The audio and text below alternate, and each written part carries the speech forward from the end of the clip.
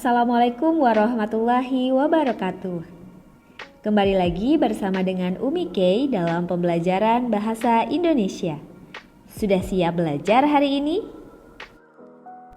Untuk pertemuan yang pertama mengenai materi surat, kita akan mempelajari pengertian, fungsi, dan juga jenis surat. Tapi sebelum mulai belajar, kita lihat dulu capaian pembelajaran hari ini. Setelah pembelajaran selesai, diharapkan kalian dapat dengan percaya diri mewarakan pengertian, jenis, dan fungsi surat, serta menyebutkan contoh-contoh penggunaannya.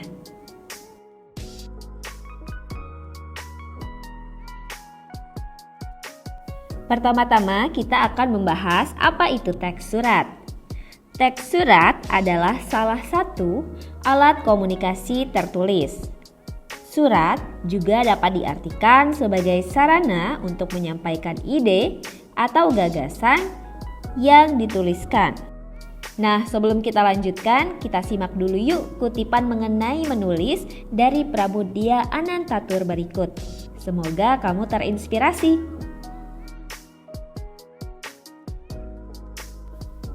Selanjutnya, kita akan melihat fungsi-fungsi surat. Fungsi-fungsi surat ada banyak sekali. Beberapa di antaranya adalah sebagai berikut.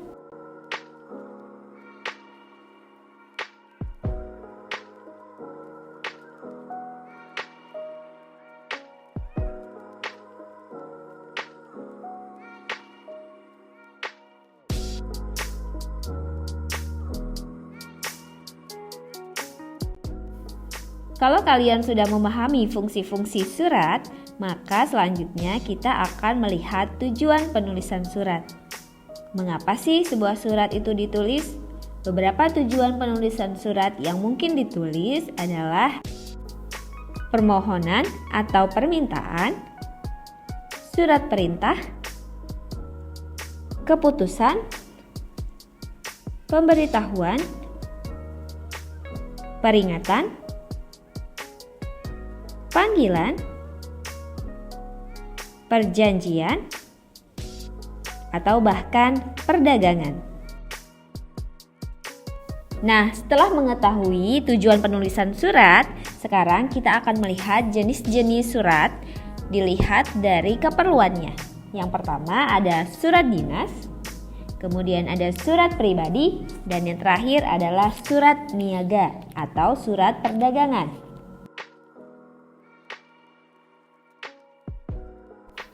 Sekarang pertanyaannya adalah, apabila Sharon ingin mengirimkan surat kepada Samuel, teman lamanya yang tinggal di luar kota, maka jenis surat apa yang akan ditulis oleh Sharon? Betul sekali, surat yang akan dituliskan oleh Sharon berjenis surat pribadi. Apakah kamu dapat menjelaskan mengapa jenisnya adalah surat pribadi? Kita akan menyimak penjelasan satu persatu mengenai jenis surat. Yang pertama adalah surat pribadi. Surat pribadi adalah surat yang dikirimkan oleh seseorang kepada seseorang atau lembaga untuk keperluan pribadi. Contohnya, jika kalian menulis surat kepada nenek dan kakek kalian, maka surat tersebut termasuk jenis surat pribadi. Yang kedua adalah surat dinas. Surat dinas merupakan surat yang dikirimkan oleh sebuah lembaga kepada seseorang atau kepada lembaga lain untuk keperluan dinas atau perkantoran. Contohnya, jika kamu menerima surat dari pihak sekolah, maka surat tersebut masuk ke dalam jenis surat dinas. Jenis surat yang ketiga adalah surat niaga. Surat yang dibuat untuk keperluan niaga atau perdagangan. Misalnya surat penawaran dan permintaan jasa ataupun barang dari sebuah perusahaan.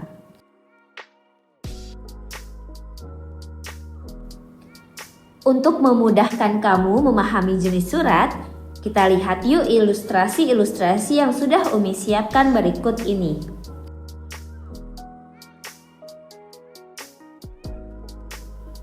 Yang pertama, ilustrasinya adalah Jika seorang pencari kerja menulis surat kepada sebuah perusahaan yang membuka lowongan pekerjaan, maka jenis surat yang ditulis adalah surat pribadi, karena pengirimnya adalah seseorang.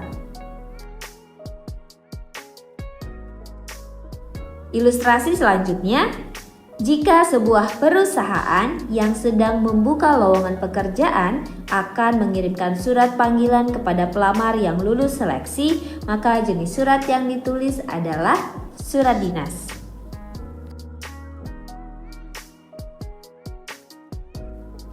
Ilustrasi yang selanjutnya adalah jika sebuah perusahaan akan mengirimkan surat yang berisikan penawaran barang kepada calon pembeli, maka jenis surat yang ditulis adalah surat niaga.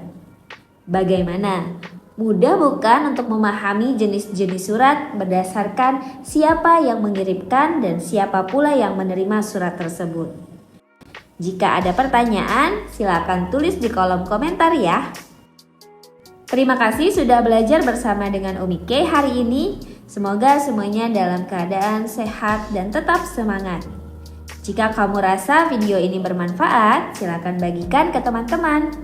Sampai ketemu di video pembelajaran selanjutnya.